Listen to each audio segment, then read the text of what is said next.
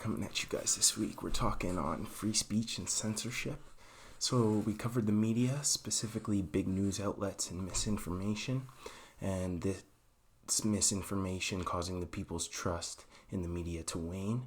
We spoke on whether government intervention should be mediated or removed completely in the media world. Then we spoke upon the difference between hate speech and hateful speech. Who dictates this hate speech? Because ultimately, who knows the truth? And then Cale broke down John Stuart Mills' book on liberty and his policies on free speech. He spoke about the value of diverse points of views, legitimizing radical ideas that clash with your own. And then I spoke on disinformation campaigns and tactics as a misuse of speech, with us finally touching on the advantages of allowing heretics to speak. At the end of the episode, we covered the Canadian Charter of Rights and Freedoms, specifically the freedom of expression. And then to wrap things up on a lighter note, we talked about some real-life scenarios involving free speech. So we talked about Gina Carano and The Mandalorian and how she was fired for speaking on her political views. So that's a good story. Elite show.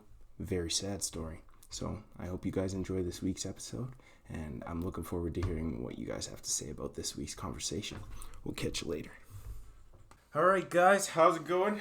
So this week we're coming at you, same place. Keaton's still here. Kale's still here. Say what's good. What's going on? And Evan's popping. He's over in Kelowna. What's up, Ev? What's up, guys? So, this week we're going to be talking about censorship and free speech. We're going to start with a little introduction into the ideas of free speech and censorship as a whole, and then we're going to delve into some current issues when it comes to what is happening in media all over the world, what's happening specifically in Canada. We're going to talk about why we feel we need to talk about this, and we're going to be just exploring the topic as a whole. You have anything to add to that? For sure. I think we'll come up with some good examples of why it's important to talk about right now, but yeah, it's good. Okay. You have anything to say before I move on? No. All right, let's get it.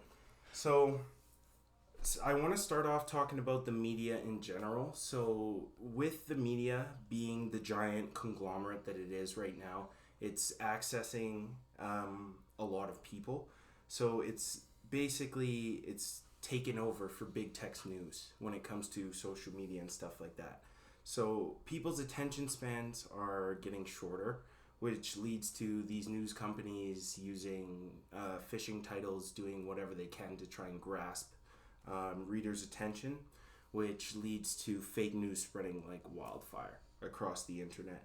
And not everybody believes that this fake news is that detrimental, but it's causing the trust of us as a society, our trust in our media, where we get our information, to falter, which on a bigger scale could lead to some pretty terrible things.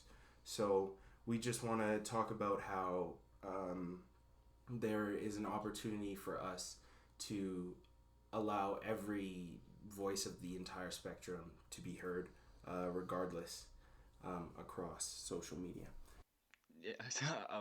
So I was just thinking with the whole misinformation and fake news phenomena. I feel like of course it's important to find out what's actually true and what's not, but I feel like the social media companies deciding what's true, and these fact checker organizations is also deciding what's true and what's not. There's clearly political bias in that, and I feel like it'd be just way better if everyone just decided for themselves what is legitimate information and legitimate news sources. Yeah, for sure. Especially when I'm pretty sure in the States, I could be wrong, but the and here too, the big tech companies like Facebook and Google are working with the government to remove misinformation and stuff like that. But yeah. So what you said, Evan, about allowing everybody to choose for themselves, how do you suppose we would go about letting people choose for themselves which companies are real news, which companies are fake news? Well, I mean, I would say like generally like my stance is less government is better government. So like if they just don't censor any of it and just like They shouldn't have the ability to censor anything. yeah, so like and then like you could tell like I mean obviously it'd be a little bit more work, um, but I think it's worth the work to figure out what's legitimate. Okay. Yeah, yeah. I think it's especially hard for people when there's like so many sources of information, Right. right? Like with the internet, you have like you can pick your facts pretty much, right? So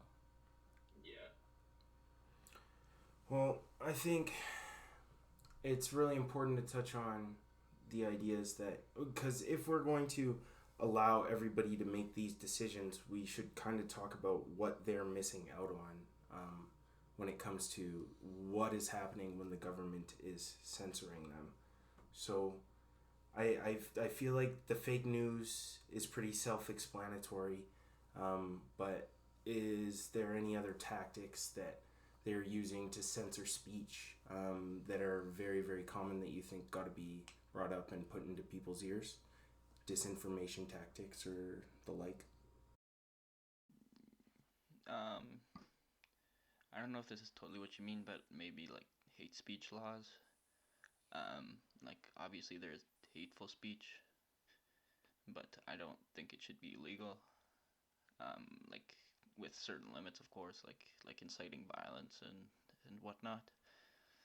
Um, but yeah, I think that's like an unnecessary control on speech too. yeah, I think that's an important one because we've like heard this like hate speech come up more and more. I think like people like to talk about it.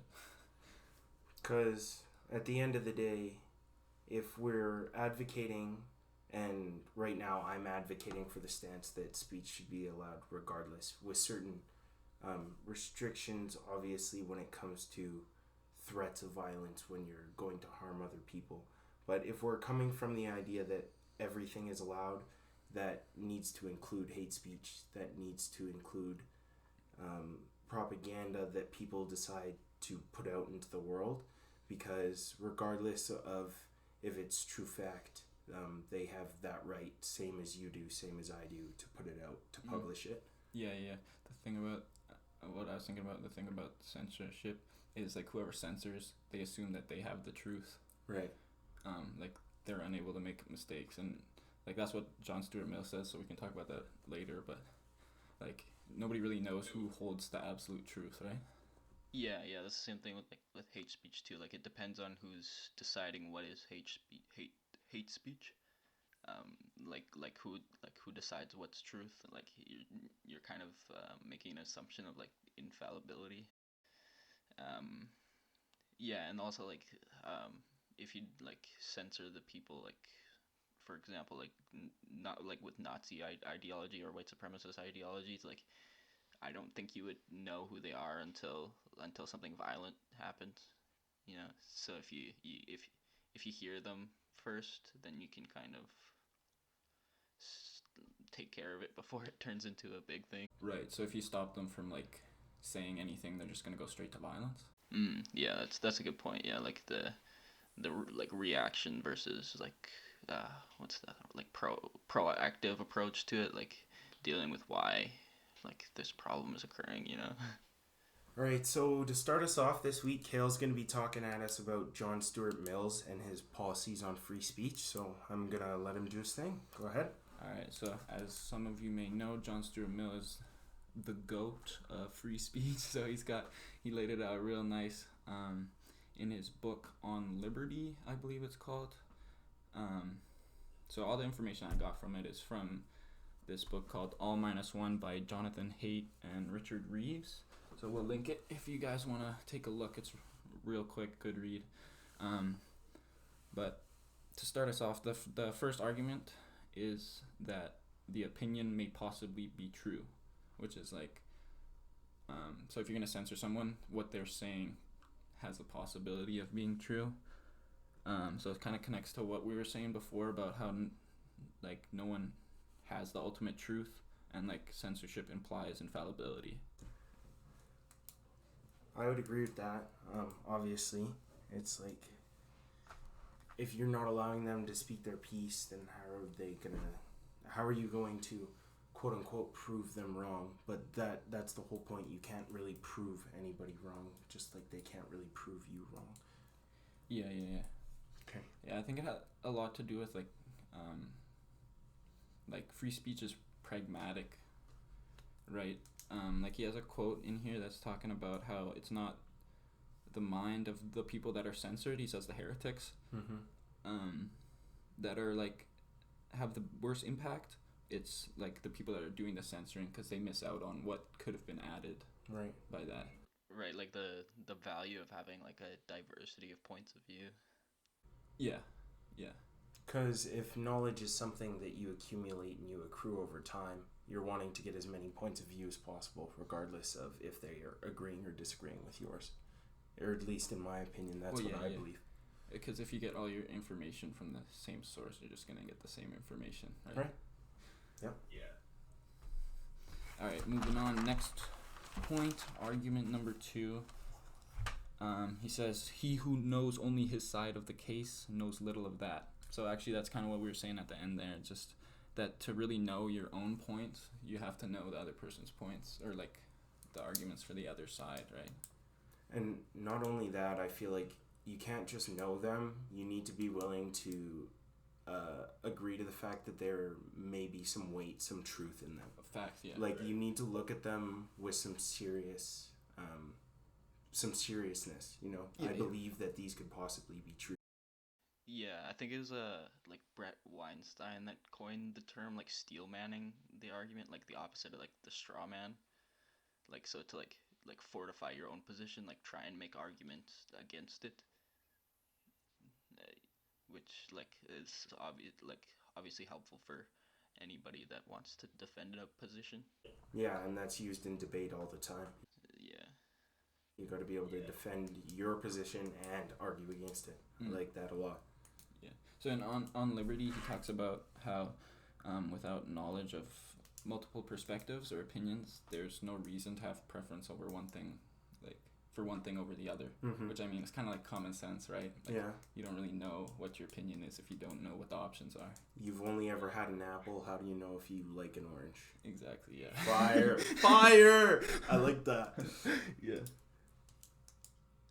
Oh, okay. Here's a good quote, too, from the book. He says, both teachers and learners go to sleep at their post as soon as there is no enemy in the field.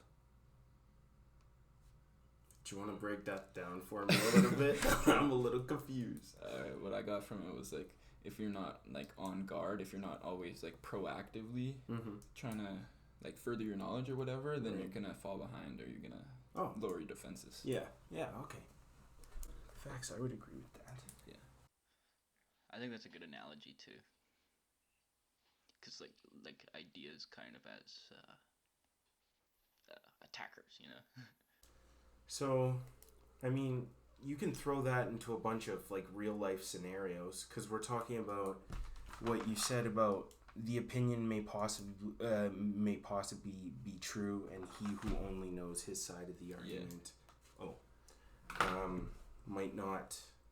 What did you say at the end there? He who only knows his side of the argument knows little of that. So, my big example would be in like politics. People are throwing around disinformation campaigns left, right, and center. I've got an example, and all of my sources will be linked in the description of the YouTube video. For the 2019 Justin Trudeau campaign, Justin Trudeau Cannot Be Trusted by Andrew Scheer in the Conservative Party of Canada. I understand coming from the standpoint of advertising your campaign, but I don't really understand trashing the opponent as opposed to arguing for your side. So in this video, he goes over a bunch of things that Trudeau promised and didn't deliver on, and he leaves the video with a promise that's really vague and endearing, that is trying to show a half-truth. He says, I have a plan to help all Canadians get ahead. As Prime Minister, I'll run a government that will live within its means so we can put more money in your pocket so that you can get ahead.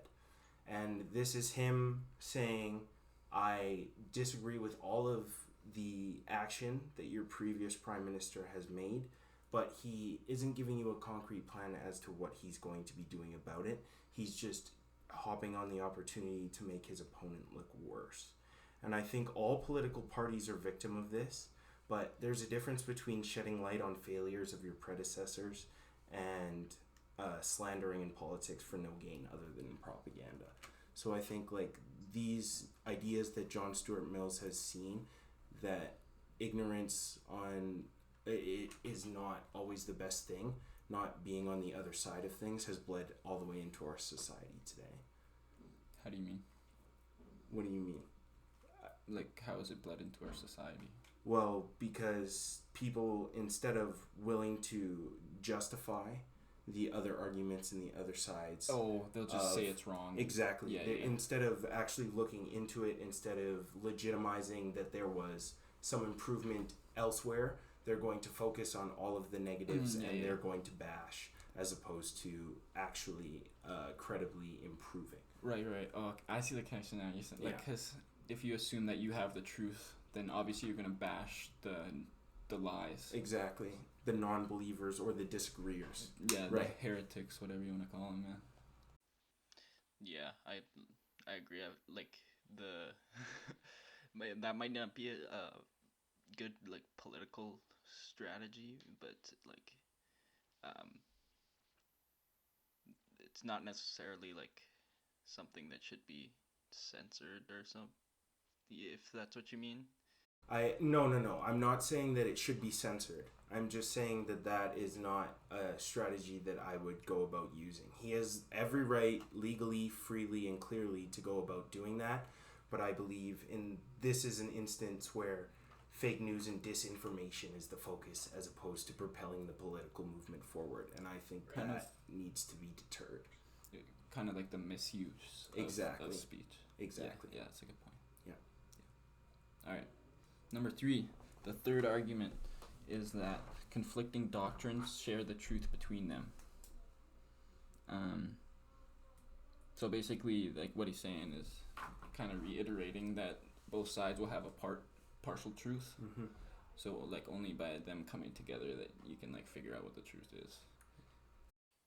Yeah, I think that one especially has like a lot of implications in politics, with the left and the right kind of both being right or correct on certain occasions and wrong on other ones, and that's why we need to have open discussions in our society in order to like find what's good between them. Right. Yeah.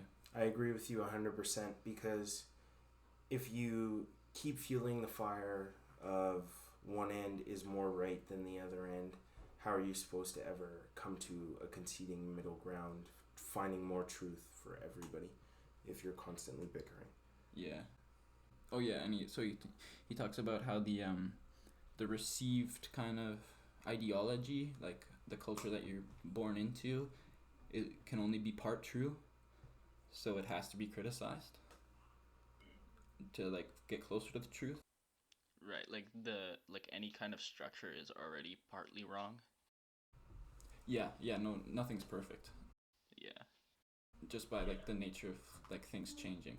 Oh yeah, that's the other thing. Like without free speech, it's just dead like dogma, right? Mm-hmm. You need free speech to like keep it alive, right. Rejuvenate it. And to look at things from a more tame sense, like what would have happened if they had hung or completely silenced all of the quote-unquote heretics of the past, like the people like Isaac Newton, or the people that were working outside of religion's dogma to further the scientific field, because that scientific revolution may not have ever happened if their papers had not been published. And of course, like, it happened through a bunch of different ways. Some people didn't get their works credited until after they'd passed away. But it's just like, you need to be allowing everybody to speak. And honestly, I feel like you can gather the most information from the people that you disagree with the most. The conversations that you have that are the hardest to sit through, because it's like, I genuinely I don't believe what you're saying could be true. If you sit there and break that down, you can gather the most on yourself and your own thoughts from those type of conversations. Yeah, like you're not gonna learn anything from just talking to people that agree with you all the time, and you'll just get more entrenched in that ideology, and more and more stuck into a rut, and even less likely to change the longer that you do that. Yeah, I think that's really been exacerbated. Yeah. Is that the word? Yeah. By like social media, TikTok especially is bad for it because it'll like give you that algorithm to see the stuff that you're already interested in. Yeah. So you just the more you see, like the stuff you agree with, it's just gonna keep going. Yeah. And then you're just stuck in that echo chamber. And like, if you're gonna take TikTok as the example, like, you're never gonna get out of it, because if you're constantly seeing the content that you enjoy, you're never gonna want to put the phone down. So if you're constantly seeing stuff that you agree with, you're never gonna want to challenge your own ideals. Yeah, and they do that on purpose, right? Like, because people like wanting thinking they're right, and it hurts to learn stuff, because you have to find out that you're wrong. So nobody really wants to do that. Yeah. It's uncomfortable for sure. So now I want to talk about this in a Canadian context in specific. So in Canada, freedom of expression is a fundamental freedom that's protected by the Canadian Charter of Rights and Freedoms. By definition, a right is a legal, moral, social expectation that is afforded to Canadians from the government. Example would be a fair trial within a reasonable amount of time. And then a freedom is the right to live your life without interference from the government unless you impinge upon the freedoms of others. So I believe that freedom of expression should be a right, because although the Charter protects from government interference on our speech, it doesn't protect from media censorship. Media freedom does exist, but since there isn't like a concrete law, there are no concrete punishments for impinging upon other people's freedoms over the media. So this means, like, no matter what, I believe that everybody is entitled to their truths, and they're entitled to speaking those truths, and that includes hate speech. Right, yeah, so as far as I understand it, it differs in the US. Like, the whole thing about rights as that, like, in the US they consider it to be a natural right, or like a God-given right, kind of. Whereas in Canada, as you said, it's like a legal thing that the government gives to you. So then they have the power to take it away, which I feel like it's a big problem. Um, it's especially if we come into a situation with like a tyrannical government, which hasn't happened yet, but definitely could. Mm-hmm. Yeah, for sure. And like, I think like control is a big part of it, because like to control speech is to control thought. Right. Right. Because you can't really think if you can't talk to people. Like we said before, Mm-hmm. you can kind of think, but it's like one-minded. Right. And like that's kind of what they want you to kind of stay in that status quo and think what they want you to think. Right, because if you don't disrupt the status quo of thinking, you can't disrupt their status quo of power, which is what they're ultimately trying to prevent us from doing. Yeah. That's true, and the whole like state really is to like have like us from others, like to make it different. And like if you're talking, then it's like we're all one kind of human family, I guess. Just like to keep people separated. Right, the idea of like a global community. Yeah, I agree with that 100%. Yeah, because obviously it's a lot easier to control people when they're like divided. Mm-hmm. Yeah. Because that's when these tactics like fake news and these disinformation tactics, if people aren't talking and deciding for themselves, how are they knowing if they're being fed information that's legitimate, or if they're being fed information with a purpose to drive them to think a certain thing? Yeah, it's like brainwashing. Exactly. Indoctrination. Yeah. All right, so to wrap it up this week, we just wanted to touch upon something that's related to the topic that we're talking about in free speech, but it's also related to something that we enjoy outside of these thoughts, these huge political thoughts. So we're big fans here of The Mandalorian. We watched it, we enjoyed it, and Gina Carano, who played Cara Dune, has recently been fired from The Mandalorian after tweeting some quote-unquote controversial things about the Jews and the Holocaust. So we wanted to talk about that. Yeah. About the Jews. No, sorry, just... Y'all gonna make me do that again because of the way I said no. Jews. We can keep it. Okay, let's do it again. Let's do it again. No. That was ridiculous. No, dude, we'll keep it. You guys were looking at me and I thought I was on fire. Like, No. Her first quote was that the Jews were beaten in the streets not by Nazi soldiers but by their neighbors, even by children. Because history is edited, most people today don't realize that to get to the point where Nazi soldiers round up thousands of Jews, the government first made their own neighbors hate them simply for being a Jewish person. How is it any different for hating somebody on the basis of their political views? So a lot of headlines that were coming from more left news sources brandished this as Cara Dune's character was comparing political views to the Holocaust, and that really wasn't what she was doing at all. The fact that she was fired for this was ridiculous. She wasn't slandering, she wasn't making any comparisons. She was stating that segregation and judgment due to political views or race is pointless and wrong. And that was the basis of her statement. Yeah. I mean, I think she was making the comparison, just not the same comparison that people thought that she made. Like, it seems like people think that she's trying to say that being a Republican is like being a Jew in Nazi Germany, which is not what she said. No. Right, yeah, like to hate someone for like a superficial thing, like as their race or religion, like is the same thing to hate. Like it's just as silly to hate someone for their political views. Yeah. I mean, I would even argue it could be deemed more ridiculous, bro. Like, obviously it's ridiculous to base somebody on a physical feature. Yeah. But we've been learned and taught our entire lives that we're entitled to our own thoughts. And when we voice them out into the world, that's when they become things that can be commented on. And the fact that she is putting these thoughts into the world, people are twisting her words, and now it's affecting her career, I think it's ridiculous. And I think we're, as Star Wars fans strictly, I think we're losing something, because she was a good actress. For sure. It was a good show. Yeah. So, other than that, I guess we just have some recommendations and some roundups to do. So I'll start with Kale, if you're cool with that. Yeah. My recommendation for today is the book that I mentioned at the start. I don't know if it's really a book, more of a pamphlet, All Minus One by Jonathan Haidt and Richard Reeves. Yeah, check it out. Really good. Okay.